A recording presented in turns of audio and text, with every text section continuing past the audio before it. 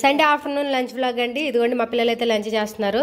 So ఇక నేను కూడా వీళ్ళతో పాటు లంచ్ చేసేద్దాం అనుకుంటున్నాను. నాకు కూడా ఆకలేస్తుంది. Friends hello, welcome back to my channel అండి. నేను మీ శ్రీదేవి. సో అందరూ ఎలా ఉన్నారండి? నేనైతే ఈరోజు నా ఆఫ్టర్నూన్ లంచ్ వ్లాగ్ అయితే మీ అందరితో షేర్ చేసుకోవాలనుకుంటున్నాను.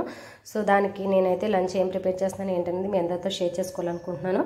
ఇక ఇక్కడైతే మటన్ తీసుకొచ్చారండి. మటన్లోకి నేనైతే అల్లం వెల్లుల్లి పేస్ట్ ప్రిపేర్ చేస్తున్నాను. అలాగే ఇక్కడ మసాలా పౌడర్, మటన్లోకి చికెన్లోకి సరిపడగా మసాలా పౌడర్లు కూడా ప్రిపేర్ చేసుకుంటున్నానండి. ఇక ఈ మసాలాలు అయితే వేగించేసుకున్నాను దోరగా. ఈ మసాలా ఎలా ప్రిపేర్ చేయాలి ఏంటనేది నేనైతే వీడియో అప్లోడ్ చేశాను. సో ఇదిగోండి ఇక్కడైతే వెల్లుల్లిపాయలు కూడా తొక్కలు చేసుకొని చక్కగా అల్లాన్ని వేగించేసుకొని పక్కన పెట్టుకొని ఉంచుకున్నాను. ఇంకా కూర ప్రిపేర్ చేయాలండి. ఇవన్నీ మిక్సీ పట్టేసుకొని. అలాగే మన ఛానల్ ఎవరైనా ఫస్ట్ టైం చూస్తున్నట్లయితే సబ్స్క్రైబ్ చేయకపోతే వెంటనే సబ్స్క్రైబ్ చేయండి. పక్కనే ఉన్న బెల్ ఐకాన్ని యాక్టివేట్ చేయండి. ఫ్రెండ్స్ నా వ్లాగ్ అయితే మీ అందరికీ నచ్చిందని అయితే అనుకుంటున్నాను. నచ్చినట్లయితే కామెంట్ సెక్షన్లో కామెంట్ చేయండి ఫ్రెండ్స్. మటన్లోకి ఉల్లిపాయలు అయితే కట్ చేస్తున్నాను అండి. ఉల్లిపాయలు కట్ చేసినప్పుడు కళ్ళు మండుతాయి కదండి. అలా మండకుండా ఉండాలంటే మా వాడైతే స్పెట్స్ పెట్టుకుని ఉల్లిపాయలు కట్ చేస్తున్నాడు.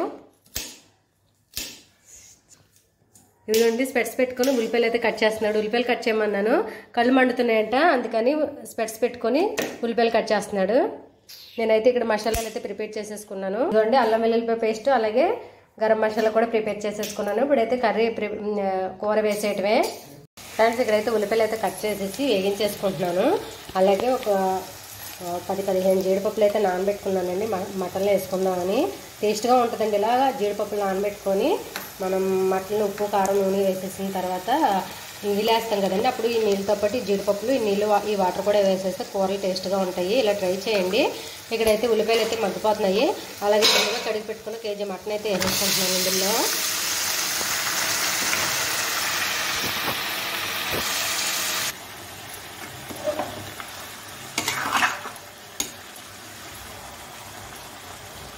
ఇదిగోండి అల్లం వెల్లుల్లిపాయ పేస్ట్ ఫ్రెష్గా దంచుకుంది. ఇప్పుడే ఒక స్పూన్ అయితే వేసేసుకుంటున్నాను. వేసేసుకుంటే అల్లం వెల్లుల్లిపాయ పేస్ట్ వేసిన తర్వాత మనం మగ్గబెట్టేసుకుంటే మటన్లోంచి వచ్చే వాటర్తోనే మనకి చక్కగా మటన్ కూడా ఉడికిపోతుందండి. మూత పెట్టేసుకుందాం.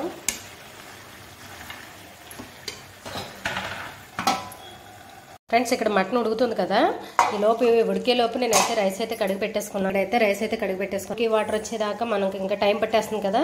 ఈ లోపు అయితే నాకు కిచెన్లో అయితే గిన్నెలు ఉన్నాయి. షింక్లో కొన్ని గిన్నెలు ఉన్నాయి. ఇవి ఎప్పటికప్పుడు కడిగేసుకోకపోతే మనకి లంపడు అవుతాయండి. అలా ఎప్పటికప్పుడు కడిగేసుకుంటే మనకి తేలిగ్గా ఉంటాయి. ఎక్కువ అయితే మనం తోముకోలేం కదా. ఈ కొన్ని గిన్నెలని క్లీన్ చేసేసుకోవాలనుకుంటున్నాను. గిన్నెలు అయితే కడిగేసుకున్నాను. పొద్దున్న ఆమ్లెట్లు వేసుకున్నామండి టిఫిన్ కింద, అందుకని పెద్దగా గిన్నెలు అయితే పడలేదు. ఇక గిన్నెలతో వేసేలోపు నాకైతే మటన్లో వాటర్ చూసారా ఎలా వచ్చేసిందో. ఇంకా మనం ఇందులో పసుపు కారం వేసేసుకొని కొంచెం వాటర్ వేసి మూత పెట్టేసుకోవటమే. కూడా ఉడికిపోతుందండి. అన్నం కూడా పొంగొచ్చేసింది నేను గిన్నెలతో వచ్చేలోపు. ఇప్పుడైతే కూరలో కారం పసుపు వేసేస్తాను.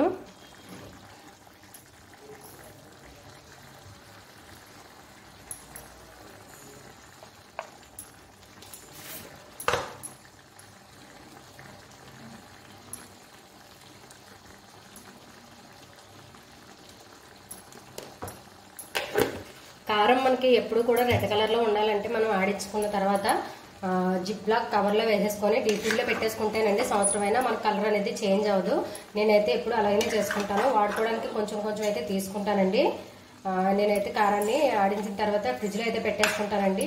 జిప్ లాక్ అంటే మనం డబ్బాలో అయినా స్టోర్ చేసి పెట్టుకోవచ్చు. డబ్బా అయితే ఫ్రిడ్జ్లో ప్లేస్ ఎక్కువ పెట్టేస్తుంది కదా. అలా కాకుండా మనం జిప్ లాక్ కవర్స్లో వేసుకొని డీప్ ఫ్రిడ్జ్లో కానీ మామూలు నార్మల్ ఫ్రిడ్జ్లో కానీ పెట్టుకుంటే కలర్ అనేది ఎప్పటికీ కూడా ఇప్పుడే కొత్తగా ఆడించినట్టు ఉంటుందండి. ఈ చిట్కా అందరికీ యూజ్ అవుతుంది అనుకుంటున్నాను. సో ఇక అయితే మనం కారం కూడా వేసేసుకున్నాం కదా. ఇక్కడ నానబెట్టుకున్న జీడిపప్పులు వాటర్ కూడా వేసేసుకుంటున్నానండి.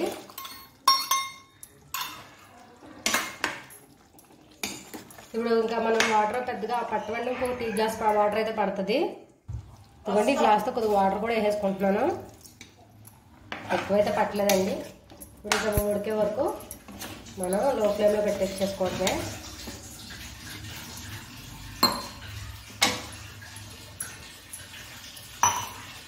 ఫ్రెండ్స్ నేనైతే ఇందాక సాల్ట్ అయితే వేసుకోలేదు కదా.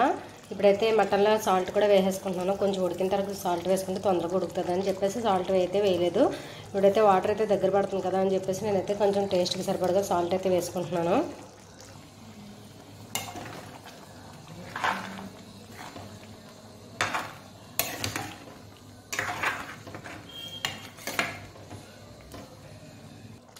మసాలా పౌడర్ కూడా వేసేసుకుంటున్నానండి.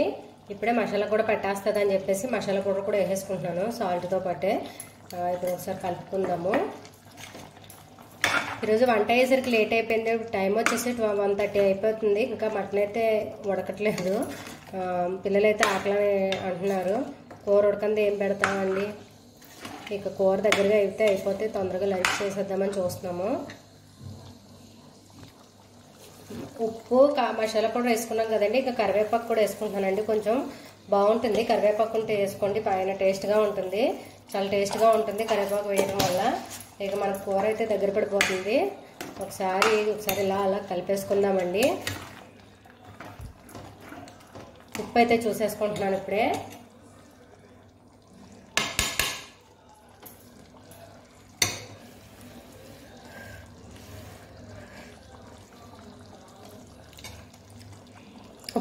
ఉప్పు కూడా కరెక్ట్గా సరిపోయిందండి. చాలా బాగుంది కూర అయితే.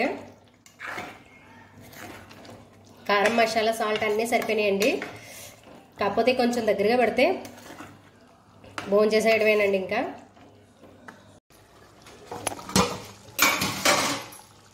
ఫైనల్లీ కర్రీ అయితే రెడీ అయిపోయిందండి. చూసారు కదా. ఇక మనం లంచ్ చేసేయడమే ఆలస్యం.